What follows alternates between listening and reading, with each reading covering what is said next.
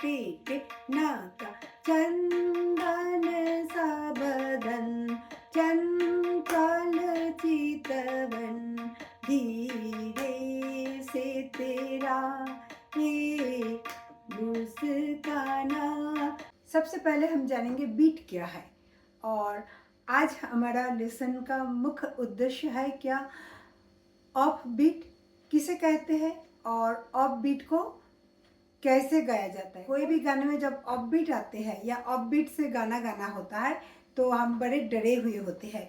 हमारा मन में एक ही बातों का ख्याल आता है क्या लय चूक ना जाए। तो ये ऑफ बीट को अगर हम अच्छा से समझ जाए और ऑफ बीट को कैसे ओवरकम करना है वो चीज़ अगर आप जान जाए तो आपको ऑफ बीट से कोई डर नहीं रहेगा और ऑफ बीट का गाना आप बहुत अच्छे से गाएंगे। तो आज हम लोग ऑफ बीट में ऐसे एक गाना ताल खैरबा पर ऑफ बीट का एक गाना को लेके उसी बात को समझेंगे क्या ऑफ बीट को कैसे बड़े आराम से गाया जाए। तो आइए उससे पहले हम जानें ये बीट क्या है। ये जो बीट है ये संगीत के स्थिर और अंतर्निहित धड़कन है, जैसे घड़ी के टिक टिक या आपके दिल के धड़कन।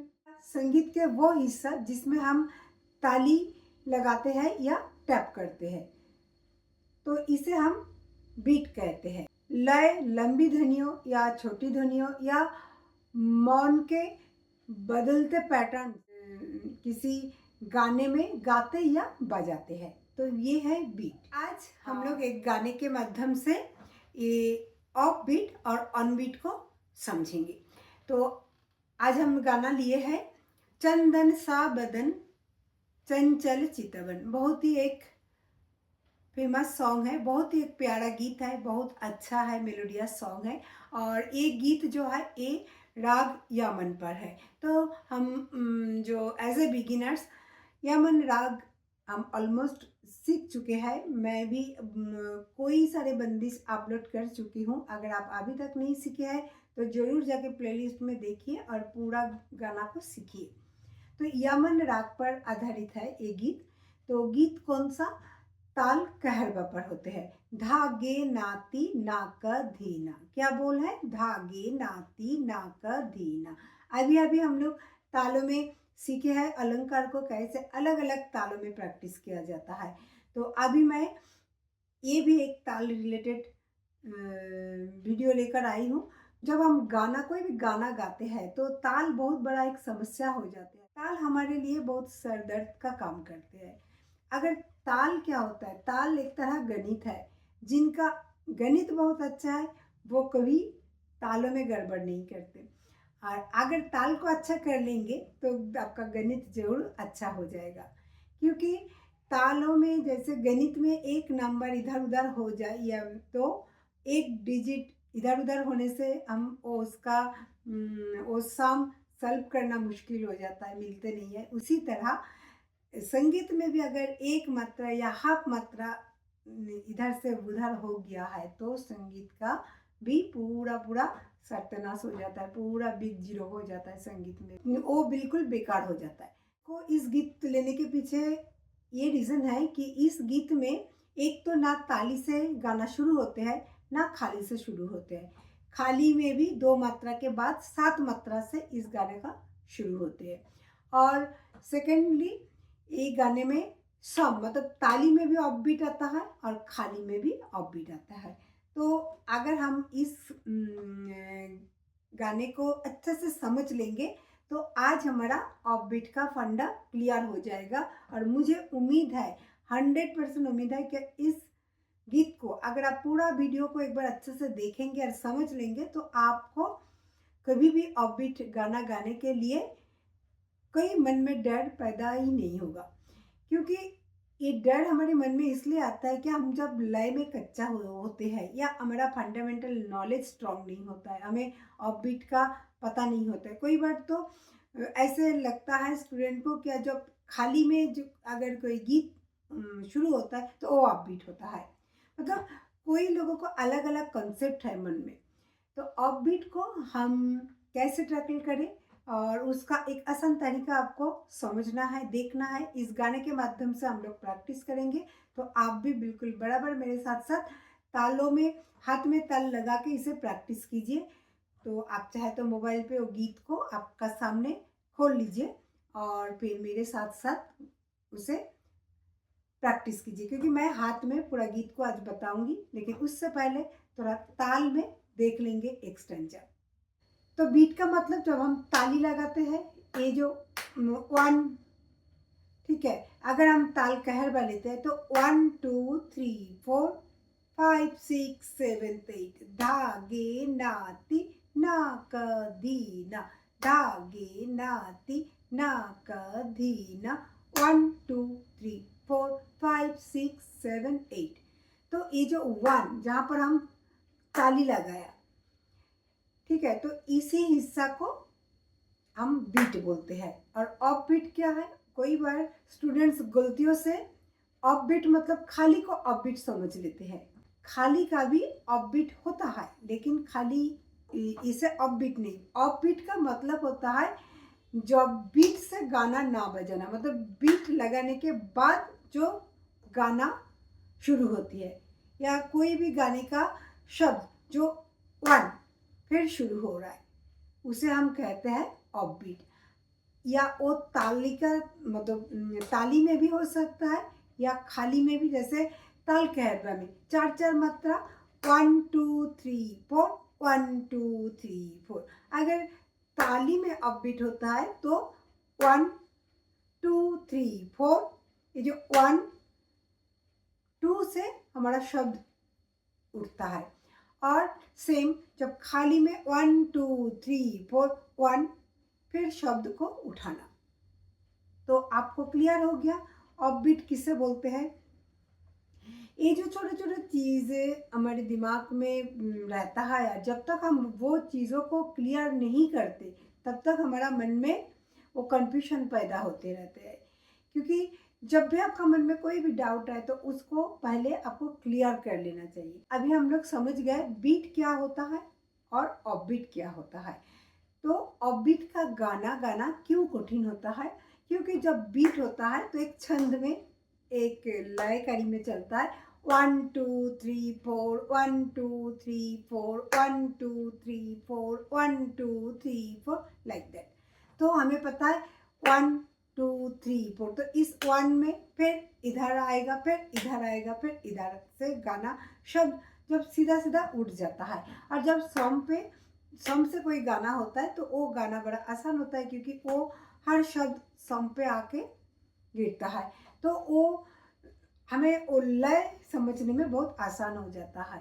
और जब ऑफ बीट होता है, ऑफ बीट अगर आपको समझ नहीं आता है, अगर आप नहीं समझेंगे ऑफ बीट क्या है, अगर वो शुरू में ही आपको डाउट है, तो फिर आप ऑफ बीट में गाना गा ही नहीं सकते। अभी जैसे हम लोग ऑफ बीट का मतलब समझ गए, ठीक है, तो अभी हम एक गाना लेंगे और वो गाना को हाथ में गा के बताएंगे। तो आज का ये जो लेसन है ये हम 2 पार्ट में सीखेंगे। मतलब जब हम गाना, कोई भी गाने का सरगम को सीखते हैं, या तब हमें सबसे पहले वो गाना को हाथों में ताली मतलब पूरा बराबर मात्रा लगा के प्रैक्टिस कर लेनी चाहिए। जब आप मात्रा के साथ वो गीत को प्रैक्टिस करेंगे तो आपको हर मात्रा क्लियर हो जाता है। तो कितनी मात्रा का गाना है वो सबसे पहले क्लियर होता है। दूसरी बात, कौन सा शब्द पे सॉम आ रहा है, कहाँ पर खाली आ रहा है, या कोई पर ऑफ बीट होता है तो वो कौन सा शब्द में ऑफ बीट आ रहा है, ठीक है। तो ये सारी चीज़ें हम जब हाथों में लय लगा के प्रैक्टिस करेंगे तो वो पूरा हमें क्लियर हो जाता है। और उसके बाद ही जाके आप कोई भी, अगर सरगम से कोई गीत को आप हारमोनियम पर निकाल रहे हैं तो तभी जाके आप सरगम को फॉलो करेंगे, तो वो सरगम आप देखेंगे क्या उसका लय भी आपको कभी गलत नहीं होगा, और आप जिंदगी भर वो सरगम को भी नहीं भूलेंगे। वो जो मात्रा है उसमें वो आपका हाथ में बराबर बैठ जाता है। समझ गया? तो चलिए अब हम एक गाना लेंगे जो कि राग यमन पर आधारित है। बहुत ही पॉपुलर सॉन्ग है, चंदन सा बदन चंचल चितवन। एक गाना जब हम सुनते हैं या गाते हैं, हमारे सामने कोई जब गाते हैं तो हमें बहुत सरल गाना लगता है, लेकिन ये गाना उतना भी सरल नहीं है, क्योंकि इसमें ना इधर से ना इधर से, तो खाली का भी बीच वाला मात्रा से गाना को, मतलब 7 मात्रा से गाना को उठाया जाता है। 7 मात्रा से गाना शुरू होती है और इसमें कोई जगह में ऑफबीट में गाना पड़ता है, सम में भी और खाली में भी। तो मुझे लगा इससे बेहतर सॉन्ग शायद नहीं है कि आपको समझने के लिए, क्योंकि ताली में भी ऑफबीट आते हैं और खाली में भी ऑफबीट आता है, तो दोनों ऑफबीट मतलब ताल लय में जब सम पे ऑफबीट आता है, मतलब कोई भी तालों में ऑफबीट आता है या खाली में ऑफबीट आता है, तो उसे हम कैसे गाएंगे। तो चलिए सबसे पहले एक बार लय को सुनेंगे। नाक दीना धागे पेटे नाक चंदन सबदन चंचल चितवन धीरे से तेरा ये मुस्काना चंदन सबदन चंचल चितवन धीरे से तेरा ये मुस्काना मुझे दोष न देना जग वालों मुझे दोष न देना जग वालों हो जाओ अगर मैं दीवाना चंदन सबदन चंचल चितवन धीरे से तेरा ये मुस्काना। तो अभी एक 2-3 लाइन में आप लोग देखे होंगे क्या मैंने यहीं पर एक ताली लगाया, लेकिन उसी में कुछ भी शब्द नहीं बोले, उसके बाद शब्द बोले। ठीक है, तो चलिए अभी हम हाथ में उसे थोड़ा अच्छा से समझ लेते हैं, तब हमें पता चलेगा कैसे बोलना है।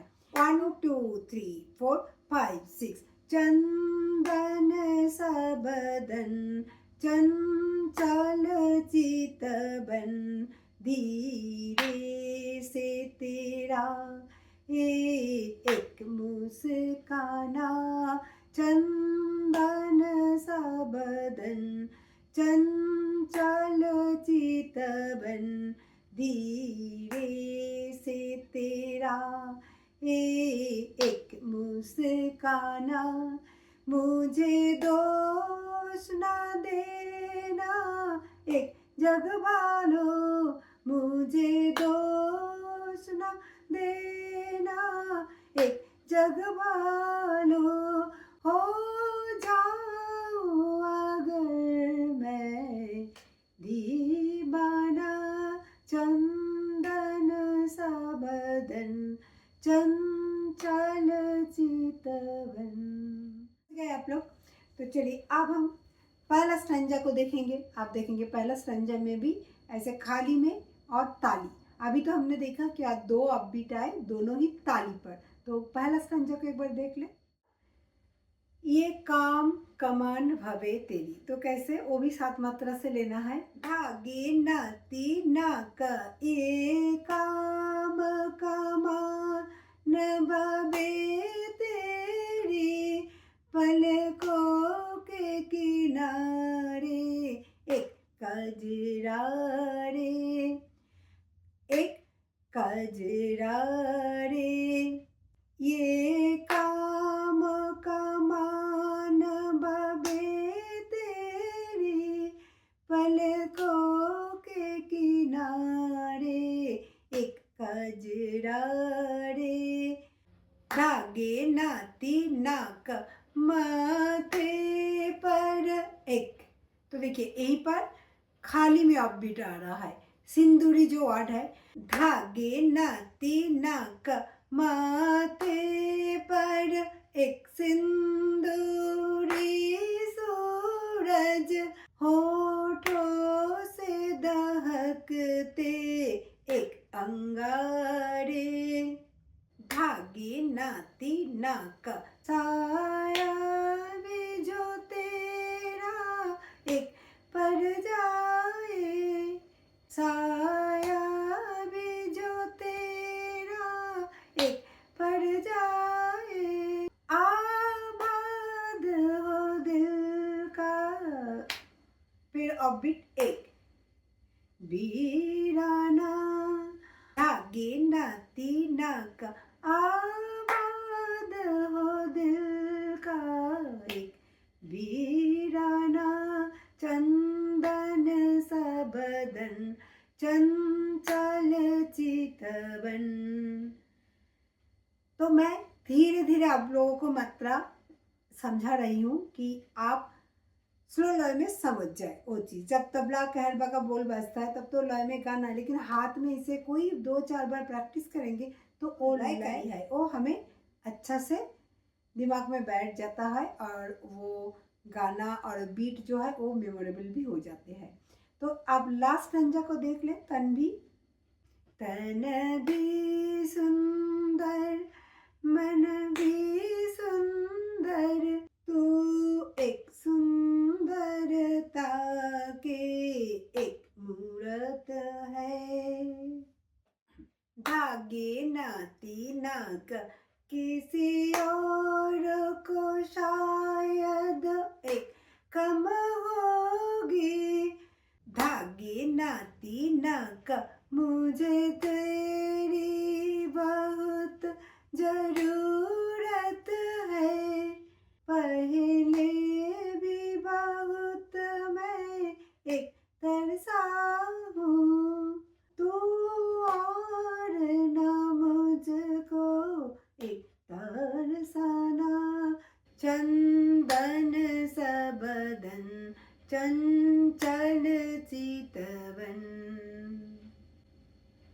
तो ये पूरा गाना को आज हम लोग ऑफ बीट में सीखे। तो ऑफ बीट को आपको याद रखने के लिए 1, ये जो काउंटिंग, ये काउंटिंग से आप अपना ऑफ बीट को दर्शा सकते हैं। 1, अभी मैं जोर से 1 बोले कि ताकि आपको सुनाई दे। जब आप प्रैक्टिस करेंगे तो आप इसे मन ही मन 1 काउंट करिए और फिर अगला शब्द को बोलिए। ये है ऑफबीट में कोई भी गाना गाने का टेक्निक। आज हम लोग ताल कैरबाबलर सीखे हैं, फिर हम बाद में और कोई गाने के साथ कोई और तालों का भी प्रैक्टिस करेंगे, लेकिन अभी ताल दादरा या ताल कहरबा ये थोड़ा सहज सरल ताल होते हैं, तो इसमें ऑफबीट सीखने में बहुत आसान रहता है। कोई भी एक लेसन से आपको ऑफबीट सीख लेना है। ऑफबीट होता क्या है और ऑफबीट को कैसे दर्शाया जाता है जब हम हाथ में शो करते हैं। तो मैं आशा करती हूँ कि आज का जो ये लेसन ये आपके लिए बहुत ही फायदेमंद एक लेसन होंगे, ताकि आपको आगे से ऑफबीट गाना गाने में कोई भी ना डर रहे ना कंफ्यूजन रहे। तो इसी तरह कोई भी एक गाना को चुनिए, देखिए कौन सा गाना में ऐसे ऑफबीट होता है। इससे पहला एक एपिसोड में मैंने आप लोगों को बताई हूँ कैसे कोई भी गाना को सुन के हम समझे क्या वो गाना कौन सा ताल पर आधारित है। तो उसी तरह कोई भी एक गाना को आप सुनिए, पर वो वीडियो को भी एक बार देखिए तो आपको समझ आ जाएगा। इसी तरह आप प्रैक्टिस करिए, फिर अगले एपिसोड में इसी गाने का पूरा नोटेशन आप लोगों के लिए ले आऊँगी, पूरी नोटेशन बताऊंगी और कैसे लय के साथ गाया जाता है वो लय के साथ गाकर भी बताएंगे और नोटेशन को भी बताएंगे। आज हम लोग हाथ में ऑफबीट सीखे हैं और अगले एपिसोड में कहरबा लय के साथ और हाथ में बीट देते हुए पूरा गाना को सीखेंगे, साथ साथ हम नोटेशन को भी सीखेंगे। आप वो नोटेशन से खुद भी गाना को हारमोनियम पर बजा सकते हैं। तो अगला एपिसोड भी मिस मत कीजिए। अगर ये वीडियो अच्छा लगे तो ज़रूर एक लाइक कीजिए, शेयर कीजिए और पहला बार मेरे चैनल पर आ रहे हैं तो ज़रूर सब्सक्राइब करके बेल आइकन को प्रेस करके रखिए, ठीक है, ताकि मेरा सभी अपलोडेड वीडियो का नोटिफिकेशन आप तक पहुंच पाए। फिर मिलेंगे अगले एपिसोड में कोई नई वीडियो के साथ, तब तक धन्यवाद।